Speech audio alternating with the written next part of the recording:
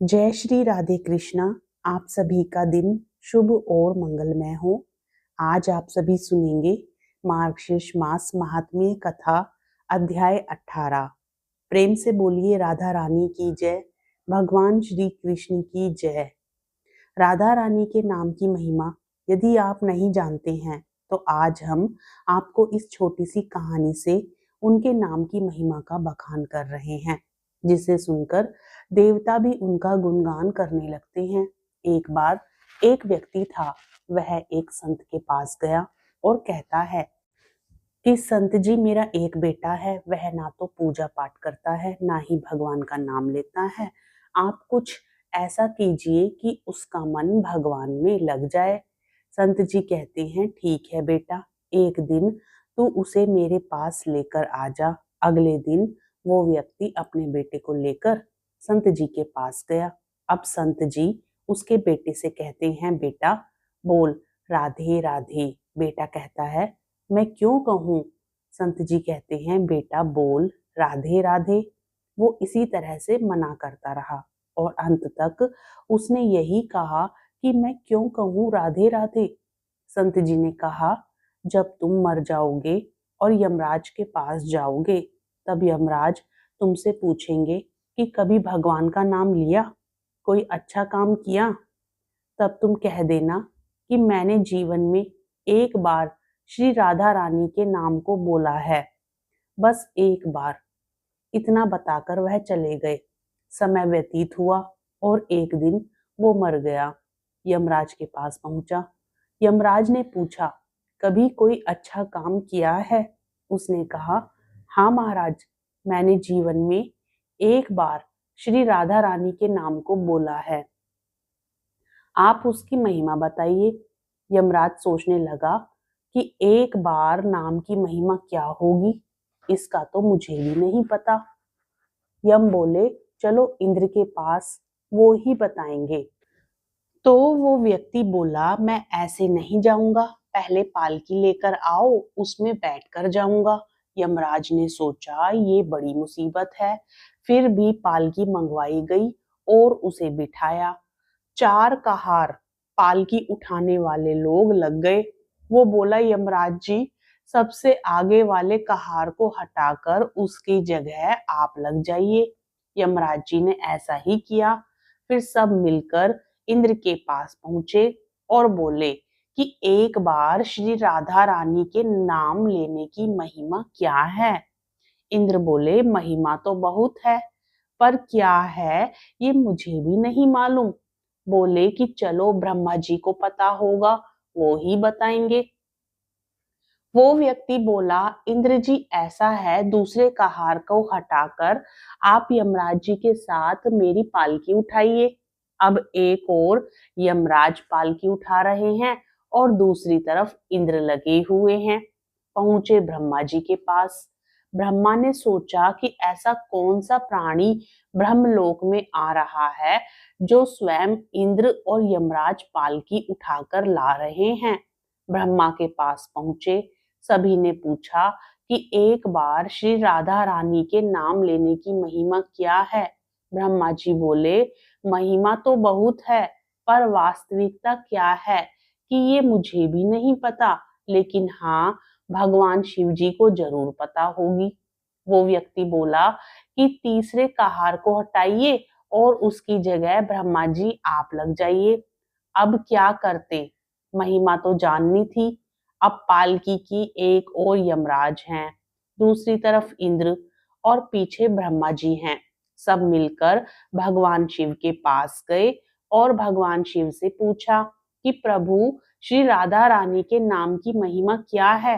केवल एक बार नाम लेने की महिमा आप कृपा करके बताइए। भगवान शिव बोले कि मुझे भी नहीं पता, लेकिन भगवान विष्णु को जरूर पता होगी। वो व्यक्ति शिव जी से बोला कि अब आप भी पालकी उठाने में लग जाइए। इस प्रकार ब्रह्मा, शिव, यमराज और इंद्र चारों उस व्यक्ति की पालकी उठाने में लग गए और विष्णु जी के लोक में पहुंचे। विष्णु जी से पूछा कि एक बार श्री राधा रानी के नाम लेने की महिमा क्या है? विष्णु जी बोले, अरे जिसकी पालकी को स्वयं मृत्यु का राजा यमराज, स्वर्ग का राजा इंद्र, ब्रह्मलोक के राजा ब्रह्मा और साक्षात भगवान शिव उठा रहे हैं, इससे बड़ी महिमा क्या होगी। जब सिर्फ एक बार श्री राधा रानी का नाम लेने के कारण आपने इसको पालकी में उठा ही लिया है, तो अब ये मेरी गोद में बैठने का अधिकारी हो गया है। भगवान श्री कृष्ण ने स्वयं कहा है कि जो केवल रा बोलते हैं तो मैं सब छोड़कर खड़ा हो जाता हूँ, और जैसे ही कोई धा शब्द का उच्चारण करता है तो मैं उसकी ओर दौड़ लगाकर उसे अपनी गोद में भर लेता हूँ। आपने देखा होगा और सुना होगा कि अक्सर लोग कृष्ण राधा की बजाय राधा कृष्ण का नाम भी लेते हैं, यानी कृष्ण से पहले राधा का नाम लिया जाता है। इसके पीछे भी एक बड़ा रहस्य छुपा हुआ है, जिसका जिक्र स्वयं भगवान श्री कृष्ण ने किया है। श्री कृष्ण कहते हैं कि जो व्यक्ति राधा का नाम नहीं लेता है, सिर्फ कृष्ण कृष्ण रटता रहता है, वह उसी प्रकार अपना समय नष्ट करता है जैसे कोई रेत पर बैठकर मछली पकड़ने का प्रयास करता है। श्री कृष्ण ने कहा, इसलिए कृष्ण से पहले राधा का नाम लेना चाहिए। श्रीमद् देवी भागवत नामक ग्रंथ में उल्लेख मिलता है कि जो भक्त राधा का नाम लेता है, भगवान श्री कृष्ण उसकी पुकार सुनते हैं। इसलिए कृष्ण को पुकारना है तो राधा को पहले बुलाओ। जहां श्री भगवती राधा रानी होंगी, वहां श्री कृष्ण स्वयं ही चले आएंगे। श्री कृष्ण ने कहा है, इसलिए कृष्ण से पहले राधा का नाम लेना चाहिए। पुराणों के अनुसार भगवान कृष्ण स्वयं कहते हैं कि राधा उनकी आत्मा है, वह राधा में और राधा उनमें बसती हैं। कृष्ण को पसंद है कि लोग भले ही उनका नाम नहीं लें, लेकिन राधा का नाम जपते रहें। इस नाम को सुनकर भगवान श्री कृष्ण अति प्रसन्न हो जाते हैं। इसका उल्लेख श्री कृष्ण जी ने नारद से किया है। इस संदर्भ में भी एक कथा है कि व्यास मुनि के पुत्र शुकदेव जी तोता बनकर राधा जी के महल में रहने लगे। श्री कृष्ण ने कहा है, इसलिए कृष्ण से पहले राधा का नाम लेना चाहिए। सुखदेव जी हमेशा राधा राधा रटा करते थे। एक दिन राधा ने सुखदेव जी से कहा कि अब से तुम सिर्फ कृष्ण कृष्ण नाम जपा करो। सुखदेव जी ऐसा ही करने लगे। इन्हें देखकर दूसरे तोता भी कृष्ण कृष्ण बोलने लगे। राधा की सखी सहेलियों पर भी कृष्ण के नाम का असर होने लगा। पूरा नगर कृष्णमय हो गया। कोई भी राधा का नाम नहीं लेता था।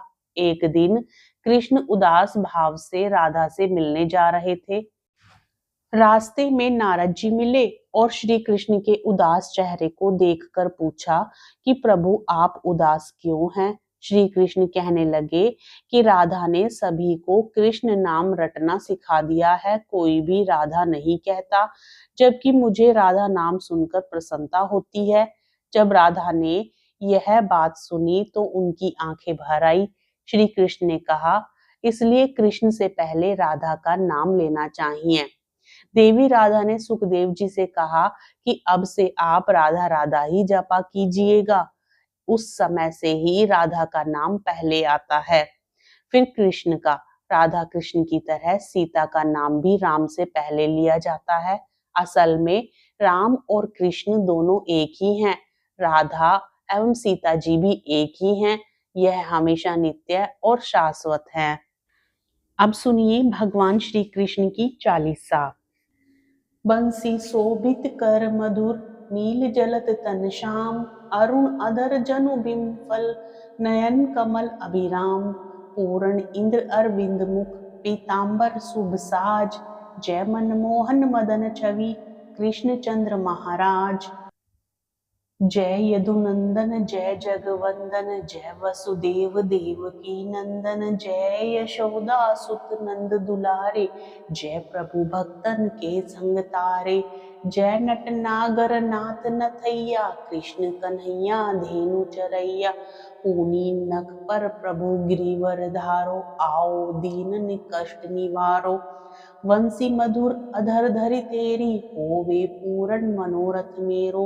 आओ हरि पुनि माखन चाखो, आज लाज भारत की राखो। गोल कपोल चिबूक अरुण आरे, मृदु मुस्कान मोहिनी डारे। रंजित राजीव नयन विशाला, मोर मुकुट वैजंती माला। कुंडल श्रवण पीत पट आछे, कटी किंकनी काछन काछे। नील जलज सुंदर तनु सोहे, छवि लखि सुर नर मुनि मन मोहे। मस्तक तिलक अलक घुंघराले, आओ कृष्ण बांसुरी वाले। करी पै पान पुत नहीं तारो, अका बका कागा सुर मार्यो। मधुवन जलत अग्नि जब ज्वाला, भेसी तल लखतहि नंदलाला। सुरपति जब ब्रज चढ़्यो रसाई, मसुर धार वारी वर्षाई। लगत लगत ब्रज चरण बहायो, गोवर्धन नखधारी बचायो। लखी यशोदा मन भ्रम अधिकाई, मुख मह चोदह भुवन दिखाई। दुष्ट कंस अति उधम मचायो, कोटि कमल जब फूल मंगायो। नाथी कालियई तब तुम लीने, चर दीने दे निर्भय कीने। करी गोपिन संग रास विलासा, सबकी पूर्ण करी अभिलाषा। केतिक महा असुर संहार्यो, कंसी केस पकड़ी दे मारियो। माता पिता की बंदी छुड़ाई, उग्र सैन कह राज दिलाई। मही से मृतक छयो सुत लायो, मातु देव की शोक मिटायो। भौमासुर मुर दैत्य संहारी, लाए शत 10 सहस कुमारी। दे भी तृण चीर सहारा, धरा सिंधु राक्षस कह मारा। असुर बकासुर आदिक मार्यो, भक्तन के तब कष्ट निवार्यो। दीन सुदामा के दुख टार्यो, तंदुल 3 मूठ मुख डार्यो। प्रेम के साग विदुर घर मांगे, दुर्योधन के मेवा त्यागे। लखी प्रेम की महिमा भारी, ऐसे श्याम दीन हितकारी। भारत के पारथ रथ हाके, लिए चक्र कर नहीं बलता के। निज गीता के ज्ञान सुनाए, भक्तन हृदय सुधा वर्षाए। मीरा थी ऐसी मत वाली, विष पी गई बजा कर ताली। राना भेजा सांप पिटाली, शालिग्राम बने बनवारी। निज माया तुम विदहि दिखायो, उतै संशय सकल मिटायो। तब शक निंदा करी तत्काला, जीवन मुक्त भयो शिशुपाला। जबि द्रौपदी टेर लगाए, दीनानाथ लाज अब जाई। तुरतहि वसन बने नंदलाला, बढ़े चीर भय अरि मुँह काला। अस नाथ के नाथ कन्हैया, डूबत भवर बचावत नैया। सुंदर दास उरधारी, दया दृष्टि कीजे बनवारी। नाथ सकल मम कुमति निवारो, क्षमो वेगी अपराध हमारो। खोलो पट अब दर्शन दीजे, बोलो कृष्ण कन्हैया की जय। यह चालीसा कृष्ण का पाठ करे उरधारी, अष्ट सिद्धि नवनिधि फल लेहे पदारथ चारी।